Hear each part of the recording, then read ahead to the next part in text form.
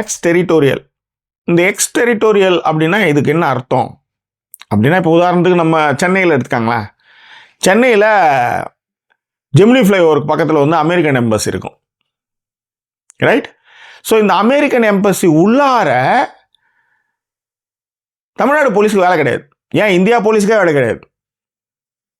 ஒவ்வொரு நாட்டு தூதரங்கம் இருக்கு இல்லையா, அது உள்ளார உங்களுக்கு வந்து வேலையே கிடையாது. அந்த நாட்டுடைய போலீஸ்க்கான வேலையை அதுக்குள்ளார வேலை கிடையாது. நீங்கள் வெளியில் அந்த கேட்டை விட்டு வெளியில் வந்ததுக்கப்புறம் நீங்கள் என்ன வேணாலும் பேசிக்கலாம், என்ன வேணாலும் பண்ணிக்கலாம். ஆனால் அந்த கேட் உள்ளார அந்த காம்பவுண்ட் இருக்குல்ல, அதை தான் வந்து எக்ஸ் டெரிட்டோரியல் அப்படின்னு சொல்லுவாங்க. அந்த ஏரியாவில் அந்த நாட்டினுடைய சட்டத்திட்டங்கள் தான் உட்படுமாக்கோசரம் மற்ற யாரும் உள்ளாரெலாம் நீங்கள் போக முடியாது. நீங்கள் வெளியில் வந்து நீங்கள் கைது பண்ணிக்கலாம், உங்கள் கார் ஸ்பீடாக போயிடுச்சு, என்ன வேணாலும் பேசலாம். பட் அது உள்ளார நாங்கள் போய் செக் பண்ணுறோம் போகிறோம் அப்படின்னா அது 2 நாட்டினுடைய ராஜாங்க உறவுகளை அது வந்து பாதிக்கும். இந்த பஹல்காம் தாக்குதலுக்கு அப்புறமே பாகிஸ்தான் தூதரகத்தை இங்கே ஏன் மூடுனாங்கன்னா, பாகிஸ்தான் தூதரகத்துக்குள்ளார நீங்கள் போய் எதுவுமே பேச முடியாது. இதெல்லாம் ஒரு காரணம். அதுக்கு காரணங்கள் வேறு. அவங்க வந்து 200 கிலோமீட்டர் உள்ளார வந்து பண்ணிட்டு போயிருக்கான்.